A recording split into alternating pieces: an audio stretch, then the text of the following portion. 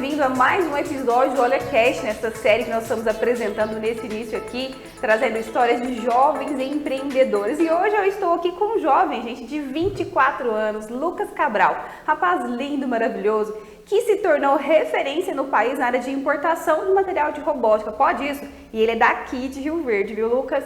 Muito obrigada pela sua participação conosco aqui no OlhaCast. 24 anos, 2 empresas, como é que você me administra isso? Me conta aí. Primeiramente, bom dia, né, Maíra? Bom dia a todos que estão nos assistindo, ouvindo, prestigiando aqui. Bem, tudo começou de uma forma bem natural, né? Então, hoje em dia, eu passei por um processo, administrar essas empresas, cuidar de todo esse processo, essa dinâmica é muito prazeroso para mim, sabe? Aos 24 anos. Aos 24 anos, com certeza. Tá, então a gente está começando já quase do fim, né? Me conta como é que foi o seu início na área de empreender. Qual foi o seu primeiro passo? Você teve estímulo em casa, não teve estímulo? Onde deu o seu start de começar a empreender, Lucas? Certo. Então, desde bem novo, vamos dizer assim, ali por volta de uns 14, 15 anos, eu já tinha um certo contato com a internet, desde venda de e-books, materiais digitais, né? Então, e bem nessa época eu também ingressei num curso técnico, que foi pelo Senai, que eu sou formado em eletrotécnica, né? Então, como eu já tinha esse contato e passei a ter um certo conhecimento mais específico em alguma área, assim que meu curso se encerrou e eu também finalizei meu estágio, eu me vi naquela situação sem renda e sem muitas atividades, né? E por conta também do curso técnico eu já tinha uma certa experiência de importar da China alguns equipamentos. Mas peraí, como é que era essa experiência de importar da China para um jovem adolescente, que talvez naquela época não fosse tão comum quanto a gente já vê hoje, né? Sim, sim. Então, na verdade, eu sempre fui muito de ficar na internet, pesquisando coisas, participando de fóruns, de blogs, né?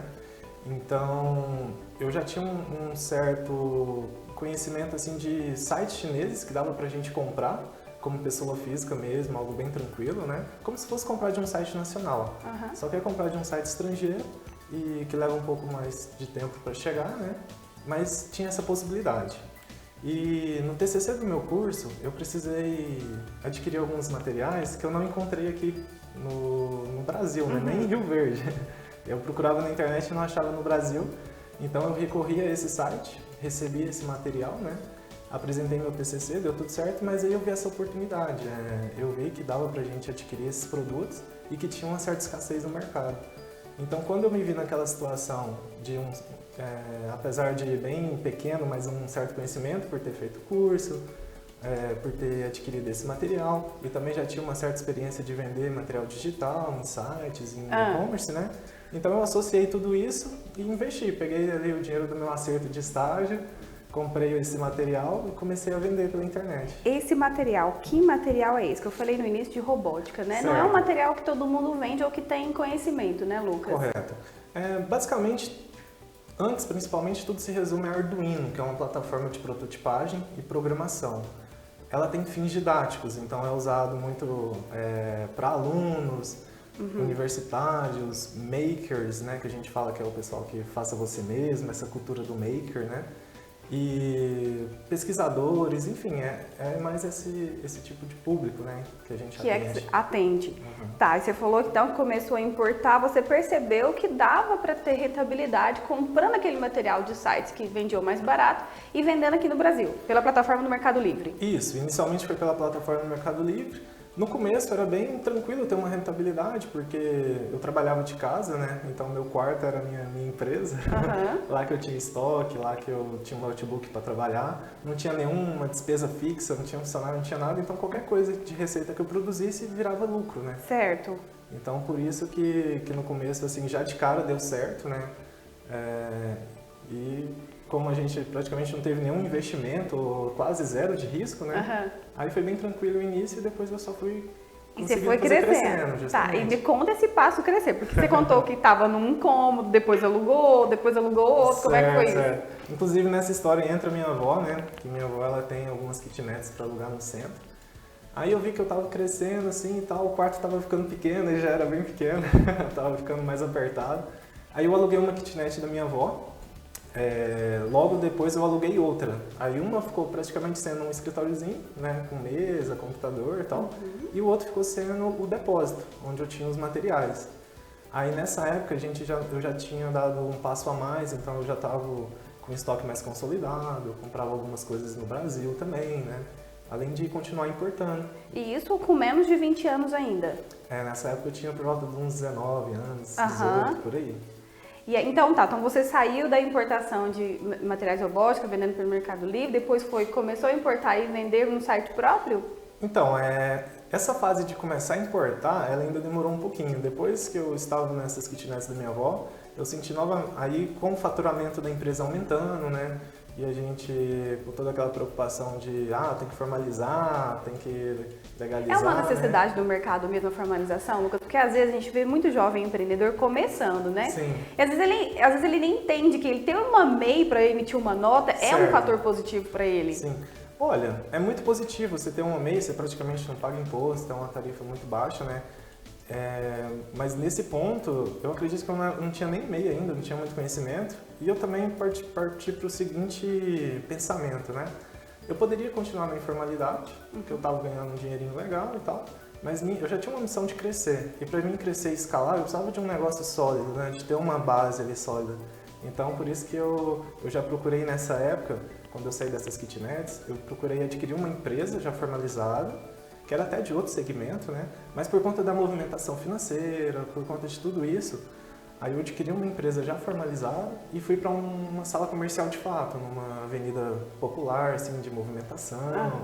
E aí foi meu primeiro ponto profissional mesmo, que eu já tinha CNPJ, já tinha uma sala comercial, já tinha obrigações com aluguel, funcionário, né? E aí tem que fazer render, né? Sim, com certeza. E você falou uma palavra que é muito comum hoje em dia, mas que eu, por exemplo, na minha época de jovem não escutava muito, que é a palavra escalável, né? Certo. O que é um negócio escalável para quem não entende ainda? Então, ao meu ver, um negócio escalável é um negócio que você não necessariamente está visando o amanhã. Você não quer um resultado imediatista, né? Você está fazendo uma estrutura, você tem um projeto, um planejamento para que hoje ele te dá X, amanhã talvez ele vai continuar te dando X, mas daqui 5, 10 anos você vai ter um negócio sólido, que se escalou, que os resultados se escalam, né? Se multiplicam de acordo com o seu trabalho e uma boa estrutura que você coloca ali no início, né? Porque a gente vê muitos negócios, às vezes, bombásticos, vamos dizer assim, a pessoa vai, fatura, ganha dinheiro, mas logo acaba, porque não tem, às vezes, um mercado tão crescente, ou talvez a pessoa surfou naquela onda por um momento e depois não é algo tão sólido, né? Então, ao meu ver, um negócio escalável é a gente ter uma boa estrutura e visar sempre esse crescimento. Pode ser que vai demorar um pouco, mas você sabe que está plantando uma sementinha ali próspera para o futuro, né? Então, antes da gente ir para pulos do gato mesmo que você deu, me conta um pouquinho da sua época lá do Senai, né? Porque você fez um curso técnico e isso é importante também a gente saber que você tinha um conhecimento em cima do que você estava comercializando, né? Certo. Então, desde adolescente, menino, moleque, eu sempre fui muito apaixonado assim por eletrônica, robótica, não robótica em si, na época eu não tinha muita noção, né? Mas eletrônica, sempre fui curioso ali de pegar brinquedos, de desmontar, pegar aqueles circuitos eletrônicos, tentar modificar para alguma outra coisa, né? Então eu sempre gostei dessa área. Surgiu a oportunidade de eu entrar no Senai, onde eu fiz o ensino articulado. Lá a gente estudava o ensino médio e o ensino técnico junto, então foi 3 anos de curso técnico, né?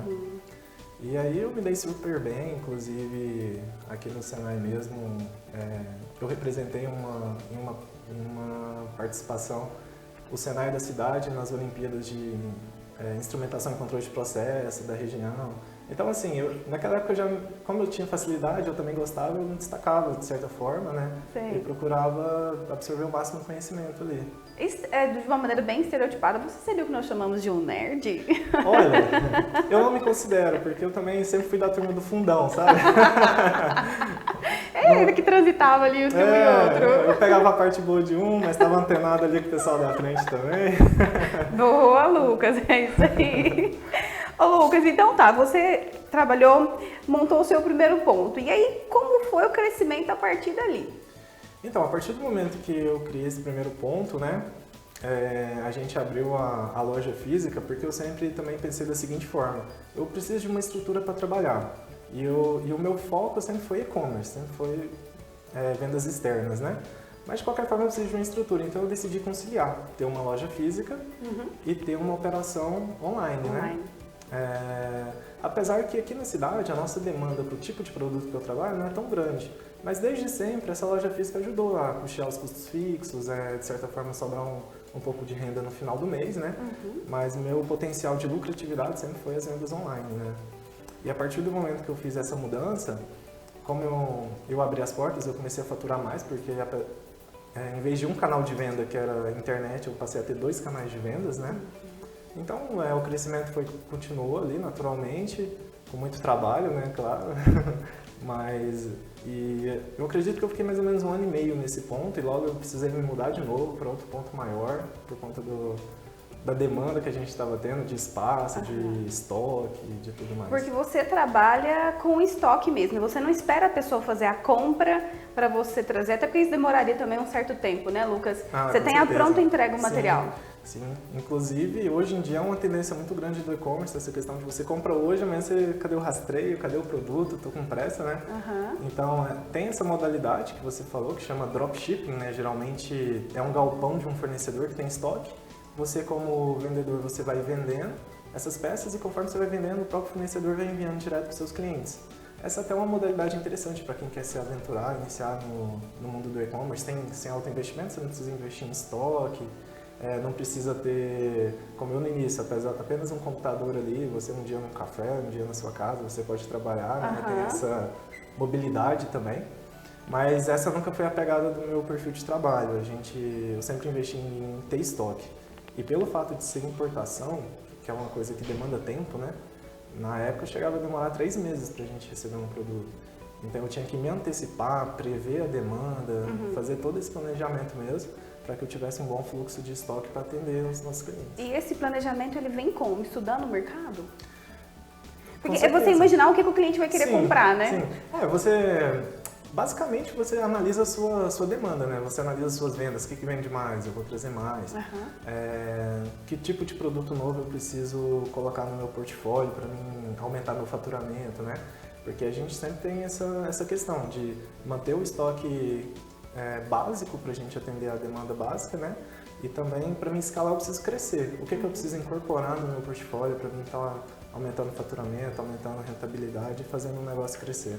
E você atende muitas instituições, empresas. Como é que é vender, comercializar para esse pessoal? Eu te pergunto isso. Eu te pergunto também com relação à questão legal mesmo da receita, né? Você foi galgando passos para poder importar? Então, aí a gente chegou num ponto que eu já comprava muito material de importadores, né? Nessa parte eu praticamente já não encomendava coisas da China como pessoa física, né? Que é a informalidade. Então eu já estava praticamente 100% formal ali, mas eu ainda comprava muita demanda no Brasil. Eu como empresa eu ainda não tinha importado, né? Porque é um processo mais burocrático e tudo mais. Então chegou num ponto que eu estava comprando muito material e eu já estava me capitalizando. Eu falei, bom, se tem esse pessoal importando, como é que funciona isso, né? Deixa eu ir atrás para descobrir.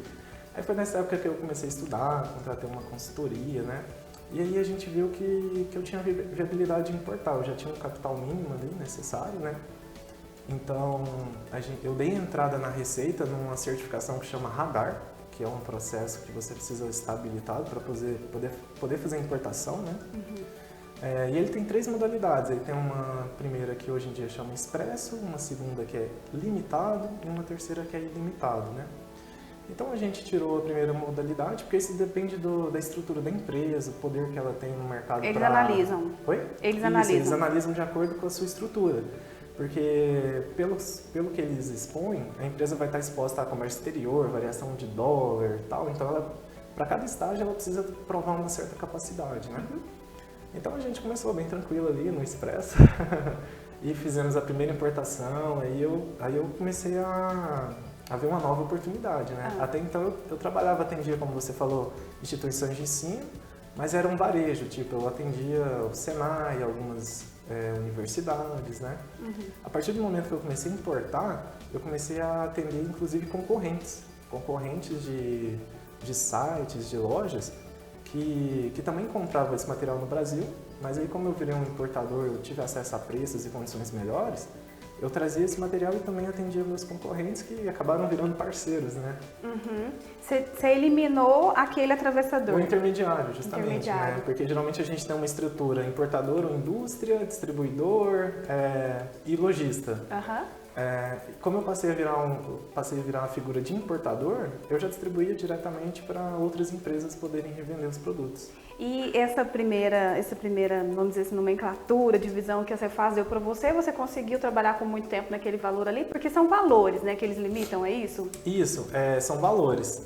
Eu fiquei muito tempo no Expresso, depois eu passei para o segundo radar, né, que já foi quando a gente estava no último ponto aqui na cidade de Rio Verde, ponto comercial, que é a Fortec, né, ali na Presidente Vargas. E de cara, quando eu estava lá, a gente teve um crescimento bem bacana e eu fiquei muito limitado. Esse sublimite de importação, ele estava me travando. Ficou me travando por mais ou menos um ano. Você não conseguia vender mais? Eu não conseguia. Você não conseguia importar mais? Eu tinha demanda, mas eu não tinha como importar mais por conta desse limite, né?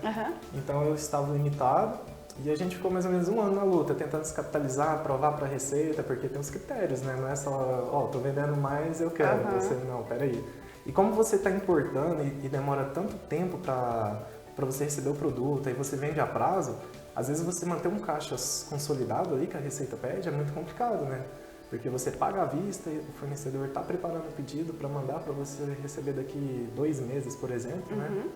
Então essa dinâmica é bem complicada de fluxo de caixa para você ter um dinheiro em conta que a Receita exige, por exemplo, além de outras questões, valor de pagamento de impostos. Enfim, são vários critérios, né? Aí a gente ficou mais ou menos um ano na luta, eu de novo com outra consultoria, envolvendo contabilidade também, toda aquela questão. Aí finalmente saiu o radar ilimitado, né? Que é a certificação que a gente tem hoje na empresa principal. E a gente pode importar qualquer coisa, qualquer valor. Aí ficou bom. Aí ficou bom, tirou aqueles freios, né? Você falou alguma coisa interessante aí, que é consultoria, né, contador. Você não está agindo sozinho, né, pensando na sua própria cabeça ali, se eu der um passo errado, é preciso ter mais gente nos cercando, né, Lucas? Não, com certeza, ainda mais com a correria do dia a dia, né, a gente tem que focar em coisas que pelo menos ao ver do empresário, são as coisas essenciais do seu negócio. Então você precisa ter parceiros com conhecimento específico em algumas áreas, né? Seja tributarista, para você economizar de forma legal em certos impostos, igual eu trabalho muito com comércio exterior. Eu envolvo desde consultor de importação, desde equipe lá na China para fazer pesquisa de mercado, visitar a fábrica, ver se o pessoal é uma empresa séria, testar o produto para ver se ele tem uma boa qualidade, né? Então envolve vários detalhes nesse caminho, né? Dá para você compartilhar para a gente qual é o valor mais ou menos que você está importando hoje? Hoje em dia, por operação, a gente... Agora, em janeiro, eu recebi uma carga de aproximadamente 1 milhão a preço de importação e agora em março estou recebendo outra do mesmo valor. É um mercado muito grande, né, Lucas? É um mercado muito grande porque hoje em dia a gente abriu bastante o leque também, né? Hoje em dia a gente trabalha, por exemplo, com impressora 3D, que é um produto de bastante valor agregado, um produto tecnológico que está em alta, né? E a impressora 3D a gente envolve também insumos, que são os filamentos, a gente já tem esse produto com marca própria. A gente participa de outro mercado também, que é o mercado da automação industrial, com motores, drivers, controladores. Então estou buscando pegar um pouquinho dessas fatias de mercados que têm potencial, né? Em termos de faturamento e rentabilidade. A gente está quase caminhando para o fim, mas me conta, aí esse ano você abriu uma outra importadora lá no Sul, por quê? Então, na verdade, eu abri no final do ano passado, né? A gente abriu a filial, mas agora, bem no início de janeiro, na primeira semana, a gente recebeu essa carga, que a gente até chegou a comentar um pouquinho antes, né? Para a gente começar a trabalhar de lá também, assim, né? Por enquanto, porque o foco é migrar tudo para lá, a operação, de atacado. Porque... Sair daqui de Rio Verde? É porque por causa da logística? O varejo vai continuar aqui, né? Eu falo a questão do atacado porque lá tem muito incentivo fiscal para importação. Além de ter um porto, as nossas operações ficarem mais rápidas, tem incentivo fiscal do governo, então a gente paga menos imposto estadual, que é o ICMS, né? E também pra gente, como lá é atacado, vai vender para CNPJ, se torna mais barata a nossa venda também, porque a gente mudou o regime da empresa, fez várias mudanças, né? Então lá se tornou bem mais viável a gente estar operando por lá do que estar operando daqui, né? E você tá com uma pessoinha super importante lá, né? Quem que é essa pessoa? Tem a Maria Eduarda, né, que é minha irmã, é meu braço direito aí nesse processo. Aí ela tá lá gerenciando a operação, deixei ela lá. Logo eu tô descendo também para ver se tá encaminhando tudo certo, mas pelo que eu tô vendo os indicadores, os números, ela tá se dando super bem. E me conta quais são os seus próximos passos pro futuro? Você tem outra atividade em mente? A pergunta é, tá bom do jeito que tá ou você quer mais? Então, assim, eu tenho uma certeza que é só o começo, sabe? Eu tenho essa convicção que eu quero buscar muito mais, inclusive não só pelo dinheiro, mas por realização pessoal, profissional também. E lá na frente eu conseguir gerar mais empregos, ajudar familiares, amigos, né? Eu tenho esse pensamento. E eu quero causar um impacto no mundo, sabe? Mesmo que seja pequeno ali no meu mercado, mas eu tenho essa missão, sim. Beleza. Bom, agora a gente vai para um bate-papo, então, bem assim, um bate-bola, na verdade. Eu vou te falar algumas palavrinhas e você vai dizendo para mim em poucas palavras que vem à mente. Ok. Tá bom? Ok. SESI Senai. Gratidão. E-commerce. E-commerce é oportunidade. Oportunidade. Empreender. Empreender, paixão. Família. Família, amor, né? Juventude. Juventude, vamos dizer que é uma fase boa, fase de aprendizado, né? De conhecer a vida, o mundo. Você tá nela, né? Coisa boa demais. Sim. Futuro. Futuro, crescimento. Eu quero crescer em todos os aspectos, né? Pessoal, profissional. Que bom. Bom, então deixa uma palavrinha final para os jovens que estão te ouvindo aí, né? O que você deixa de start para eles? Então, eu, com a minha humilde opinião, né? Deixo que vocês não deixem de buscar seus sonhos, seus objetivos, né? Se dediquem para isso, porque por experiência própria, inclusive por amigos desse meio que eu colecionei ao longo dos anos, se a gente estuda, corre atrás, faz por merecer, né? Uma hora o resultado vem, entendeu? Então, estudar, se dedicar, trabalhar, independente da sua posição hoje, dê o seu melhor. Faça o melhor que você puder para que você consiga causar um impacto e se torne uma pessoa melhor, um profissional melhor e, consequentemente, melhor remunerado, enfim, isso aí são consequências, né? Esse, então, foi o jovem Lucas Cabral, 24 anos, referência no ramo de importação de material de robótica, que trouxe um pouquinho da sua história aqui para o nosso OlhaCast. E é claro, você continua nos acompanhando nas redes sociais, no nosso canal no YouTube, que tem uma série chegando aí que vai ser bombástica também. Tchau, tchau!